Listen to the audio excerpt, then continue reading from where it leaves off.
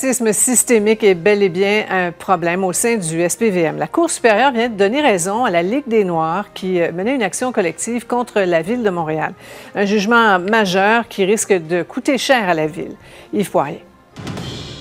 Le tribunal donne donc raison à la Ligue des Noirs en matière de profilage racial. Comment vous réagissez? Oh, c'est un soulagement, parce que c'est un poids qu'on avait sous les épaules. Alexandre Lamontagne est humble dans la victoire. Je pense que c'est une tape sous la main qu'on donne à la SPVM. Il agissait comme requérant dans l'action collective. Nous avons d'ailleurs les images de son interpellation dans le Vieux-Montréal en août 2017, qui s'est transformée en arrestation musclée. Vous dites que les policiers s'en sont pris brutalement à vous, sans motif raisonnable, alors que vous n'avez offert aucune résistance. Aucune résistance. Moi, je marchais vers ma voiture pour retourner chez moi. Fait que lorsque je me suis retourné, ils ont continué à crier.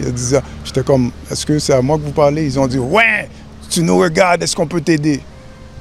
Ça ressemblait à de la provocation. C'était de la provocation. Après 5 ans de procédure judiciaire, ces avocats de la Ligue des Noirs ont obtenu gain de cause. D'une part, le tribunal considère que le phénomène du profilage racial qui se manifeste au sein du SPVM est systémique et que la Ville est responsable du profilage racial commis par ses policiers dans l'exercice de leurs fonctions. Donc c'est une première, c'est surtout pour M. Lamontagne, c'est la reconnaissance du préjudice qu'il a vécu, de la situation d'injustice qu'il a vécue. La juge Dominique Poulain indique que la Ville a contribué au phénomène du profilage racial en demandant à ses policiers de faire de la prévention et de procéder à des interpellations dans un contexte de racisme systémique. La Ville ne saurait ainsi se retrancher derrière ses policiers ni leur faire porter le blâme de façon exclusive. Important pour vous d'être ici, Mme Plante?